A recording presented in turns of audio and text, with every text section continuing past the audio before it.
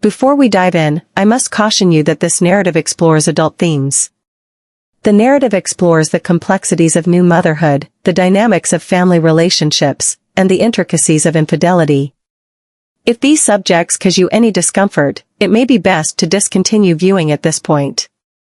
It began so quietly that I barely registered it, merely fleeting looks, or so I believed. Yet those glances persisted, and as time passed, they grew increasingly difficult to overlook. He would gaze at me as if I were not his mother, as if he were perceiving me as something entirely different, someone unfamiliar, and for an extended period, I feigned ignorance to it all. What was I meant to consider? He is my child, my child. The notion seemed preposterous, ludicrous, yet once it entered my consciousness, it lingered, trailing me through every corner of this home.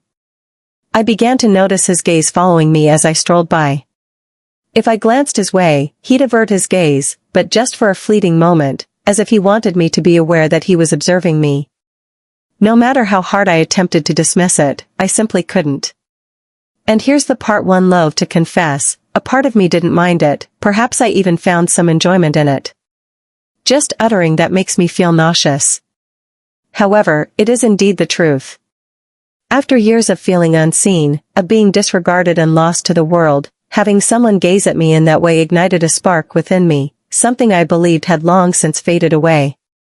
My life hasn't exactly been easy, my marriage, it decayed, fell apart after 15 years, I spent most of it trying to keep us together, trying to be everything he needed, everything he wanted, and for a while, I thought I was enough, but then the distance started. First it was little things, no goodnight kiss, no how was your day, then came the silence, that unbearable silence that fills a room and presses down on your chest, until you feel like you can't breathe. We stopped fighting even, like we'd both just given up. By the end, we were strangers sharing the same house, and when he finally walked out the door for good, I didn't cry. I thought I'd feel relief, maybe even freedom, but all I felt was this emptiness, like I had been hollowed out. I wasn't just losing him, I was losing the version of myself I used to be. I didn't know who I was anymore. I wasn't a wife, I wasn't desirable, I wasn't seen. I was just a mom, and even that felt like a role I was barely holding on to. Ethan had already left for college by then. He was my only child, my baby. I raised him mostly on my own. You see, Ryan, my ex-husband, he was always more focused on his work than on us. But Ethan was my world. From the moment I held him, I knew my life would never be about me again. It would be about him, his needs, his happiness. And when he left for college I thought, this is it, I did my job. He's off to start his life. But then, a few months ago, he came back home. He didn't tell me much. Just that college wasn't working out and he needed some time to figure things out. I didn't push him. I figured he'd talk when he was ready. That's the thing about Ethan. He's always been so quiet, so introspective. He keeps everything bottled up, until he can't anymore. I thought I knew him. I thought I understood him. But when he came back, something felt different. He wasn't the same boy I sent off to college. There was something darker about him. He seemed restless, frustrated, like he was carrying some weight he couldn't shake. He barely left the house. He'd spend hours in his room, or sitting on the couch staring at his phone, jaw tight, like he was angry at the world. I tried to reach out to him, to talk to him, but he kept me at arm's length. And then, the glances started. First I thought, maybe it was in my head. I'd catch him looking at me out of the corner of my eye, but I told myself it wasn't what it seemed. He's probably just lost and thought, I reasoned, but then, kept happening. I'd be cooking dinner and feel his eyes on my back. I'd turn around, and there he was, just watching me, not like a son watching his mother. It was different. It felt deliberate, intense, and it made my stomach twist in a way I didn't want to admit. I should have stopped it then. I should have said something, set some kind of boundary, but I didn't, and I don't know why. Maybe it was because I felt guilty. I mean, he had just lost everything, his future, his confidence. He was trying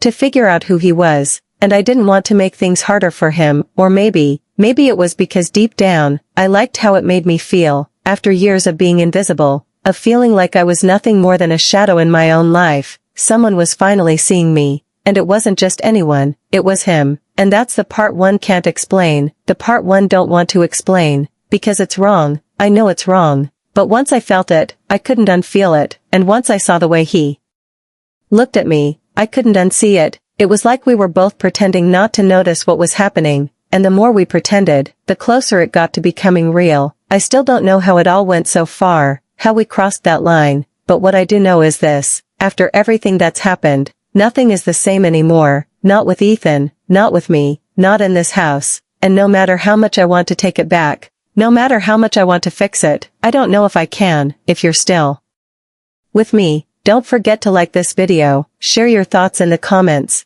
and subscribe for more stories like this. Trust me, there's so much more to uncover. That feeling you get when someone's watching you. I glanced up, and there he was, standing in the living room by the window, just staring. He didn't even look away when I saw him. He just stood there, hands in his pockets, like he wanted me to notice. And I did. God help me, I did. Felt this rush, heat, shame, confusion, something else.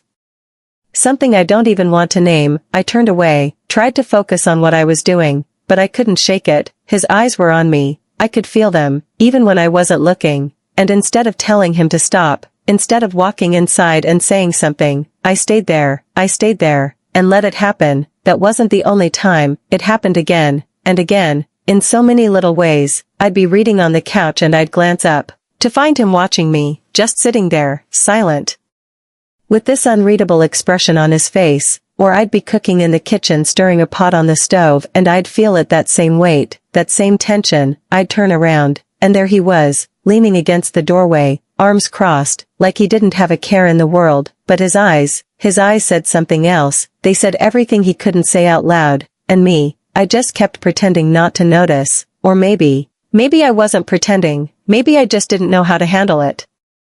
Because the truth is, every time it happened, it stirred something in me, something I didn't want to admit, something I didn't even know was still there. You see, it wasn't just about Ethan, it was about me, about everything I'd lost, everything I thought I'd buried. My marriage, it decayed. It wasn't just a failure, it was a wound that never really healed. We used to be happy once. I can still remember the way Ryan used to look at me when we first met, like I was the only thing that mattered in the world. He used to touch me, like I was something fragile, something he was afraid to lose. But somewhere along the way, all of that disappeared. I disappeared. I'd sit across from him at the dinner table, and he wouldn't even see me anymore. I could be wearing a new dress, doing my hair differently, trying anything to get him to notice, but he never did. He'd just stare at his phone, talk about work, or nothing at all. And every time he didn't look at me, every time he didn't touch me, felt like I was fading, like I was becoming invisible. By the end, it didn't even hurt anymore. It was just empty. And now, here I was, years later, and suddenly, someone did notice me, someone did see me. And it wasn't just anyone, it was Ethan, my son. And I hated myself for letting it affect me the way it did, but I couldn't help it. I didn't know how to stop it. It wasn't just the looks though.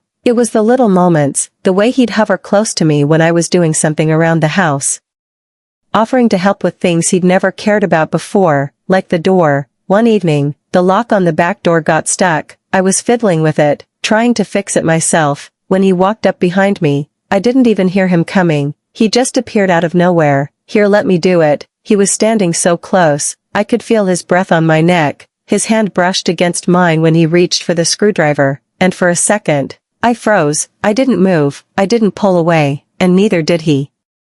He was close, too close. I knew I should have stepped back, but I didn't, and in that moment I realized, he wouldn't step back either. We didn't say anything. He fixed the lock, handed me the screwdriver and walked away, like nothing had happened. But something had happened. I don't even know what to call it, but it was there. And once it was there, I couldn't ignore it anymore. The tension in this house, it was like a thread pulled so tight. It was ready to snap. Every interaction felt loaded, like we were walking this invisible line, pretending it wasn't there, but it was. And every day, it got harder and harder to pretend. I didn't know what was going to happen. I didn't want to know. But deep down, I think I already knew. And that thought terrified me. That night still haunts me. It was late, close to midnight when I got home. My shift had run long. I was exhausted. My feet ached. My head was pounding. And all I wanted was to crawl into bed and forget the day. The house was dark when I walked in, and for some reason, that darkness felt heavier than usual. It wasn't the comforting silence I was used to. No, it was different. The air felt off, like something wasn't right. I set my keys down on the counter and headed to my room, barely awake, but as I got closer, I heard something. It wasn't loud, but it was there, a faint sound, soft, rhythmic. I froze. My first thought was that maybe I'd left a window open, that the wind was brushing the curtains, but it wasn't that, no. This sound was different. It was coming from inside my room. My heart started pounding. My body was screaming at me to turn around, to leave, to not open that door, but I couldn't stop myself. My hand was shaking as I reached for the doorknob, and when I pushed it open, I'll never forget what I saw. I stepped inside and sat down on the edge of his bed, leaving just enough space between us to keep it from feeling too intimate. Neither of us spoke at first. We just sat there, in the dark, the silence pressing down on us, like a weight we couldn't escape. Finally I whispered, "Talk to me." My voice came out softer than I intended, almost pleading. "I need to understand." He didn't answer right away. For a long time he just stared at the floor, his hands clenched into fists, like he was trying to hold himself together. And then finally he said, "I don't know what's wrong with me." His voice was shaking. "I know it's messed up. I know it's wrong, but I can't stop thinking about you." I didn't know what to say. What could I say? I wanted to tell him he was wrong, that he needed to stop, that this wasn't normal, but the words wouldn't come, because the truth was, I didn't want him to stop, and admitting that, even just to myself, made me feel like the worst person in the world. We talked, or maybe we didn't. Maybe it was only a few minutes. I honestly don't remember. I just remember the way he looked at me, like I was the only person in the world who mattered, and I hated myself for the way it made me feel, for the way it made me want to stay, even when I knew I should have left. By the time I got up to go, the sun was starting to rise. The light creeping through the curtains felt like a slap to the face, like the world was reminding me, I couldn't hide from this forever. I walked back to my room, shut the door behind me, and as I lay down in bed, one thought kept running through my head: nothing will ever be the same again. It happened late one night, of course it did. Nothing good ever happens in the light of day. The house was quiet again, the kind of quiet that feels heavy, suffocating, like it's daring you to make a noise. I was sitting in the living room, pretending to watch TV, but I couldn't focus. My thoughts kept circling the same thing: him, us, what had already been said, what hadn't been said, and everything lingering between us, unspoken, but so loud, it was impossible to ignore. I should have gone to bed. I should have walked away before it got worse, but I didn't. I stayed, and when I heard his footsteps coming down the hall, I didn't get up. I didn't tell him to turn around and go back to his room. I just sat there, heart pounding, body tense, waiting for him to walk in. He stopped in the doorway, just standing there, like he was trying to decide if he should come in or not. I could feel his eyes on me, and it was unbearable, but I still didn't look at him. I just stared at the TV, pretending I didn't feel the air in the room change.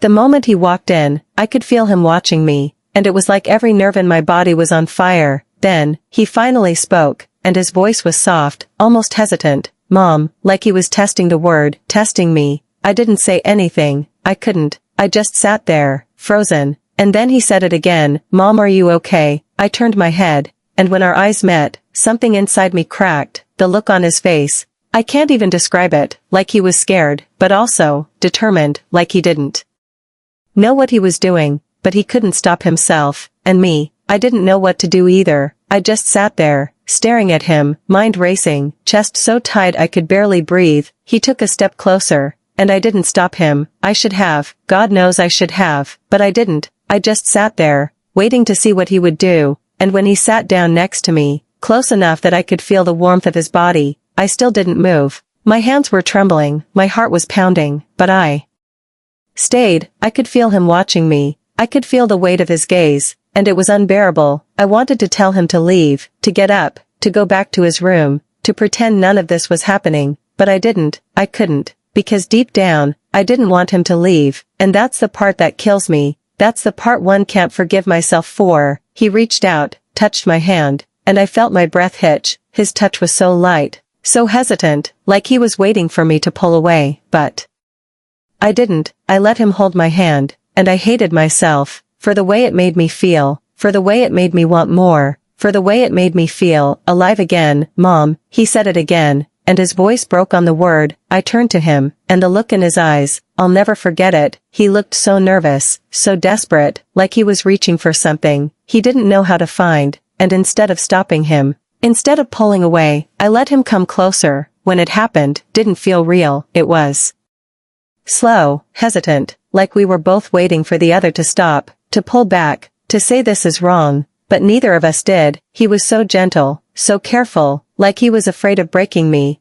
and me. I didn't feel like myself. I felt like I was outside of my body, watching something I couldn't control, and even though I knew it was wrong, even though I knew we were crossing a line we could never come back from, I didn't stop it. I didn't want to stop it. In the middle of it all, there were the memories. They kept creeping in, uninvited, like ghosts haunting me. I kept seeing him as a little boy, running through the house, that big toothy grin on his face, asking me to play with him, begging me to help him build his Lego sets. I kept hearing his laugh, that sweet innocent laugh, the one that used to fill this house with so much warmth. He was my son, he is my son, and now, I couldn't even look at him, without feeling like I'd ruined everything, like I'd ruined him. I kept asking myself, how did this happen? How did we get here? But deep down, I already knew the answer. It didn't happen all at once. It was a slow build, a gradual unraveling, and I let it happen. I let those looks linger. I let that tension grow.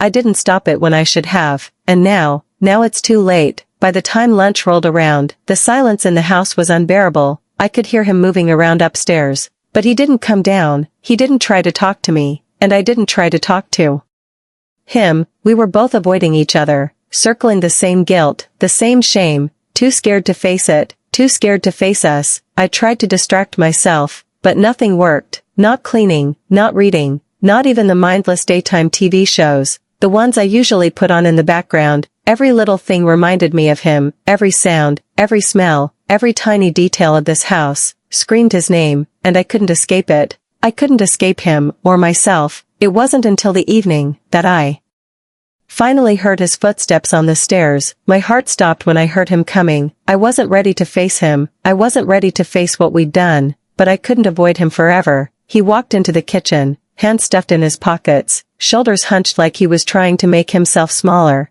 and when he spoke, his voice was so quiet, I almost didn't hear him. Mom, that one word, felt like a knife twisting in my chest. I turned to look at him, and the expression on his face nearly broke me. He looked so lost, so ashamed, so young, like the same little boy who used to crawl into my lap when he was scared, and asked me to hold him, and all I could think about was how far we'd fallen, how far I'd let us fall. Can we talk? His voice was soft, careful, like he was afraid of saying the wrong thing, and I wanted to say yes. I wanted to sit him down, tell him everything would be okay, that we'd figure it out, that we'd fix this, somehow, but I couldn't even look at him for more than a few seconds. I turned back to the sink, and whispered, not now. I hated the way my voice sounded, cold, detached, like I didn't care, but I did care, cared too much, and that's why I couldn't talk to him, that's why I couldn't face him, because I didn't know what to say, I didn't know how to fix this, and the thought that maybe I couldn't fix it was too much to bear. He didn't argue, he didn't push, he just nodded,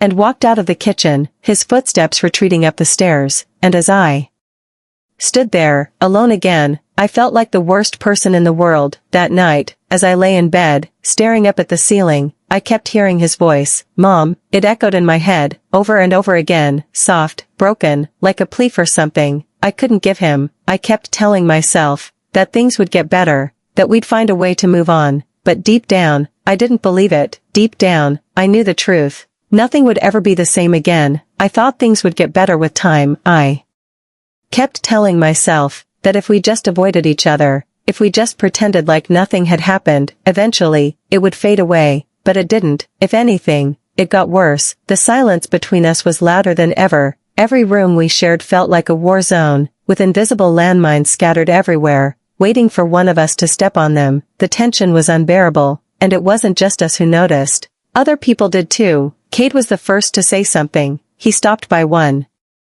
afternoon to pick up a box of old books he'd left in the garage, and the moment he walked into the house, I could feel him studying me, watching me. Kate always had this way of reading me, of knowing when something was off, and that day, he didn't even try to hide his concern. You look tired, he said, leaning against the kitchen counter, like he still lived here. I shrugged him off, told him I'd been busy at work, but he didn't buy it. He kept pressing, asking if everything was okay, if something was wrong, and for a split second, I almost told him, I almost let it all out, but then, I stopped myself. How could I tell him? How could I look him in the eye and admit what I'd done? I couldn't, so I lied, I smiled, told him everything was fine, and eventually, he stopped asking. But the way he looked at me when he left, I knew he didn't believe me. And then, there was Tiana, Ethan's girlfriend. She'd been around a lot lately, popping in unannounced, trying to spend more time with him. First, I didn't think much of it, but then, I started noticing the way she looked at me, the way her eyes lingered when I walked into a room. She knew something was wrong. Maybe she didn't know exactly what it was, but she could feel it, and that scared me,